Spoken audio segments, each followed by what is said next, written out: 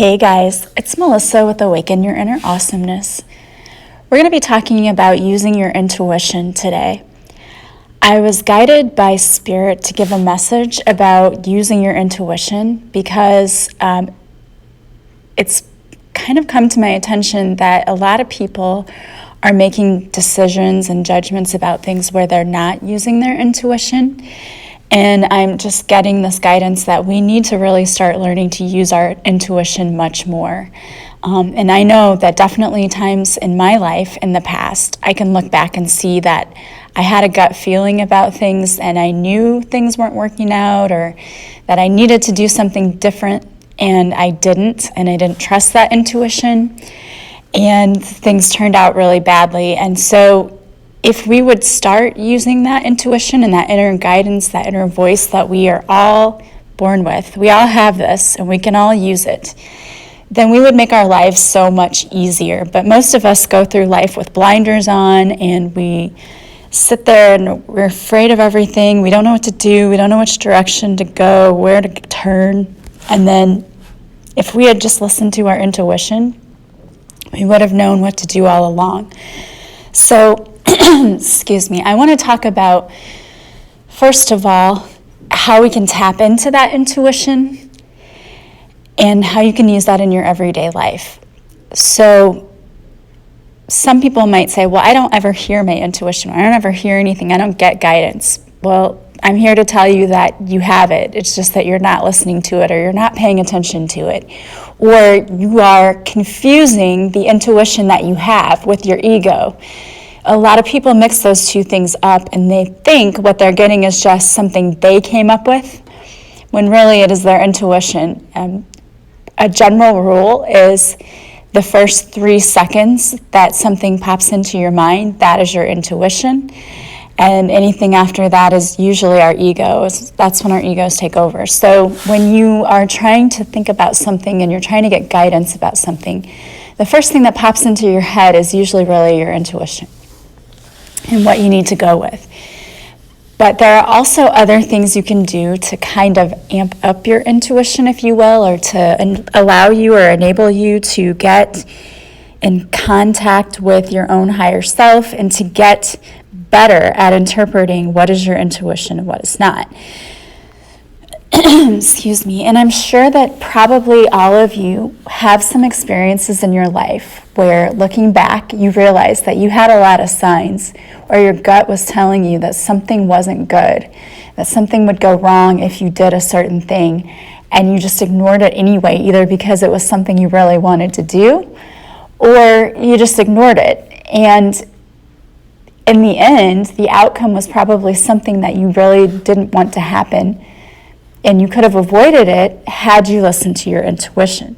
But I think that so many of us doubt that what we're getting is really our intuition. And we think, oh no, that's just our ego talking to us. One of the things you really, really need to do if you want to start relying on your intuition and to hear it clearly is to get it into good practice of meditation. And just sitting in stillness, not meditation. I'm not talking about meditation with music and like not guided meditation. I'm talking about the practice of just sitting in stillness and in quiet. Quieting your mind is so super important, but that's one of the hardest things to do. If you've ever had to sit and just not talk and not think about something, it can be really difficult, especially because I'm one of these types of people that as soon as I try to quiet my mind, I have 50,000 thoughts running through it, like ridiculous thoughts. And they're like, where did that even come from? I'm like, oh my gosh, it's like ADD on overload or something. I just can't seem to quiet my mind. So that was something that I had to work on, and I have definitely worked on it, but I think that it is so super important because whenever I go to do a Reiki session, I have to do that. Before I even meet with the client, I do the meditation where I sit in stillness and I just ask for guidance. What do I need to know about the client that I'm going to meet with to help them heal for their highest good? And immediately things start popping into my head. For me, it pops into my head as like a thought. And that's why I think a lot of people don't trust that it's their intuition because they're like, oh no, that was just my own thought. But it's not.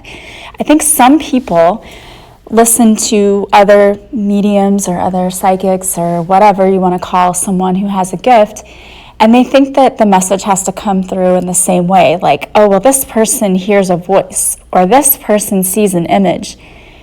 We all have different gifts. Some people do see things that way, but that's not how everyone sees things. You don't get the information necessarily because you hear a voice or you see an image. Some people do, but a lot of people have intuition. They just have it's just a clear knowing. And so what happens is they will get a thought that pops into their head, but it's not their own thought. But if you're not aware and you're not paying attention, it can seem like it's your own thought, when really it's not. It's your intuition. But because the voice sounds like the same voice that is your own thought, it's hard to distinguish that. And so you think, oh, no, that's just the thought that came into my head that I had, when really it's your intuition. But you just don't realize it because you're not used to listening for your intuition. And you don't know that it's your intuition. So clearing your mind is a very good way to try to get into this practice of listening to your intuition, because when your mind's so full of clutter and chaos and whatever, it's hard to get those thoughts, those things that pop into your head. And also it's hard to distinguish whether this was my thought or this was intuition. And again, that rule of the first few seconds, that's your intuition. But if you get into that practice of just sitting in stillness, and I always ask for guidance. Before I sit in stillness, I might think of a question, something I want guidance on. Like I do practice with this. Ask a question to God, the universe, source, whatever you want to call it. Ask your question and then sit in stillness and see if an answer comes to you. And sometimes it's good just to practice sitting in stillness and not thinking of anything and seeing if anything comes to you. But make sure that you remove all distractions, take deep breaths, and only focus on your breathing. And you'll be amazed at what will come to you when you quiet your mind. Another thing you need to do is to listen to your gut. When I get into a situation that I know is not good for me, my stomach goes crazy. It's like I get like butterfly feelings in my stomach, but not in a good way. And probably many of you experience that too. We kind of call it your stomach is in knots, maybe. You've heard that expression before. But it really does feel like your stomach is just cramping and twisting, and it's a horrible feeling, and it's a feeling of like dread of something, and you don't know why.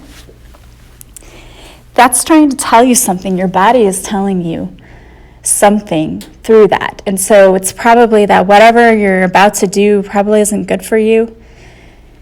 So if this is, if you're in a relationship or something and someone says something or they do something and you just get that feeling, don't doubt that, okay? Don't ever doubt that. Your partner might make you try to feel like you're crazy. I've had partners do that to me in the past. The problem is they did not realize how much I did rely on my intuition. And the thing is that I knew that I was being lied to, even if they didn't know that I knew. So don't just go with your gut every time. Don't let someone try to make you think you're crazy. If you know something's up, you know it. You just know it. And then the other thing is when you realize that you're having an aha moment, just pay attention to that. If something seems like, yeah, maybe we shouldn't do that. If that's like popping into your head, pay attention to that kind of thing.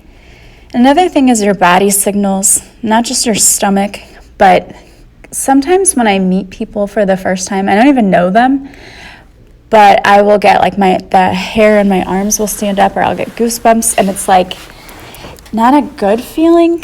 It's a kind of an anxiety kind of feeling, and to me, that's when I know, like, oh, this person's not a good person. And I don't mean that in a way like maybe it's not necessarily that they're not a good person, but there's somebody who's not going to be good for you. That's more like what I mean. Like they're probably going to try to cause problems for you. The other thing you can do when listening to your body, and I talked about this in another episode, is to practice doing the yes and the no. So what you do is, for those of you that didn't listen to that podcast, is you sit straight up with your feet on the floor and your back against a chair. And again, take deep breaths. And the first thing you want to do is tell yourself no, no, no. And then see how that resonates in your body. When you say no, no, no, where do you feel that? So when I do that, for me, it feels like pressure on my chest. That's what the no feels like for me, but it will be different for everyone. A no for you could feel like knots in your stomach. Just pay attention to what it feels like for you. So when you tell yourself no, no, no over and over again, where do you feel that? And then you're going to do the same thing for yes. So when you say yes, yes, yes, where do you feel that? And for me, it feels like happy butterflies in my stomach, like the good kind of butterflies. And when you get really good at being able to tell what your body does when you hear yes and when you hear no, then that's a way that your body can tell you yes or no for certain situations. Like, should I do this? And you get the tightening chest, like, no, that's a distinct no for me. Or should I do this? And you get the butterflies in your stomach, oh, that's a distinct yes for me. But again, it will be different for every person, so you need to sit and practice that and try to feel where you feel that in your body. And I love that one. I think it's great. Another thing is listening to your dreams. Sometimes we can get messages through our dreams, and you can even ask to receive messages while you're dreaming, because when we're in our dream state, it's easiest for us to get information. I would suggest keeping a dream journal next to your bed, and if you wake up in the morning or in the middle of the night and you remember your dreams, write it down. That's a little easier said than done, because when you're half awake, you don't feel like writing it down. But that's when you most remember your dreams, and there may be something in your dreams that's giving you an answer about something, especially if you're asking for guidance from your dreams. Then you really need to pay attention to what's coming through for you when you are asleep. So keep a dream journal next to your bed. You can, again, ask your spiritual team to give you guidance while you're sleeping and to help you remember that guidance. And so when you wake up, you can write that down in your dream journal. And it's also a good idea to try to distinguish between whether something is really your intuition or if you're just having fearful and anxious thoughts coming in and taking over. But again, a good way to do that is to sit in stillness and to see what comes to you. Because if it is your intuition, you will hear that voice, that thought pop into your head, and that first few seconds, you know that's your intuition guiding you. So really try to be more mindful about using your intuition in all things, really, if you can. It's so important, and I try to do that with all things in my life, because you can feel very lost sometimes going through life, but we do have things and tools we can use to help us to know where we're supposed to be going. We all have a roadmap of our lives. We just really need to learn how to follow them. So if you think about it, it's like if you were to take a trip and you kind of knew the way and you decided just to wing it without having GPS, without having a map, you'd probably end up getting lost here and there, taking wrong turns. But you have those tools with you, and maybe those tools were in your glove box the whole time, you just didn't get them out and use them. But now that you know you have them and that they're there, definitely take advantage of using those, because when we make wrong decisions, we just end up delaying the lessons that we have to learn. So I thought for the end of the reading, I would pull a couple of cards for you, and I don't know, I think they kind of matched up along with what we were going with today, with the message today. The cards that I used were from Colette Baron-Reid's Enchanted Map deck, and the first one that I pulled was Into the Unknown. It says, trust and all will be revealed. So again, we're talking about trusting and trusting your intuition. It says, life is an adventure, and often new opportunities will arise that you won't know how to deal with. This is one of those times. You're required to trust that this new phase will reveal wonders and miracles as you step into unknown territory. Imagine that you are not only a pathfinder, but a path maker. Whatever your inquiry, trust that you'll be safe.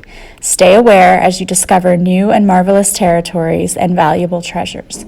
So I think that is such great advice there. And if you could see the picture of the card, it's a woman with her eyes totally covered, and it looks like she's walking forward, not blindfolded, not really knowing where she's going. But while that may feel like it's you're stepping out into the unknown, that blindfold, she doesn't need to be walking forward with the blindfold off. It could be easily taken off for her so that she could see. Her hands are totally free. They're not tied. It's not like she's forced to walk through with this blindfold. She could easily take her hands and put them back around the back of her head and untie the blindfold and take it off and then totally be able to see. And the same is true for you. Though it feels like you're walking into an unknown situation, you have all the tools you need. Your hands are not tied. You know exactly what you need to do, and you have the tools you need to get the assistance that you need. It's called using your intuition, calling on your spiritual team, all of those things you can do to help you as you go into the unknown. All right, so the second card was called the Wishing Well. It says, desire is the sacred impulse for life. Feel it, but let go of all attachment to ownership. So it says, now you're seeing the relationship between desire and inspiration and sensing that moment of truth when you feel the inception of new life. It's an aha moment. And what did we just talk about? Pay attention to the aha moments. You guys, you can't even make this stuff up. I didn't even realize that was going to be in this message, but we just talked about that. Rely on your aha moments. There's a synchronicity there for someone.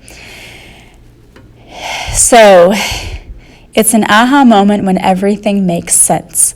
Perhaps you recognize a soulmate or are conceiving a baby or an idea. The Wishing Well card awakens you to the presence of unseen forces that enable new beginnings.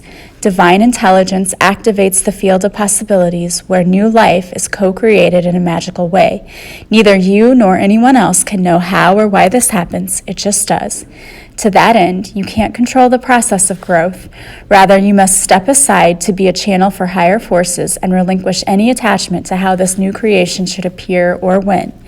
Form your intention, and take action by dropping the coin into the wishing well, then trust in spirit and prepare to be amazed.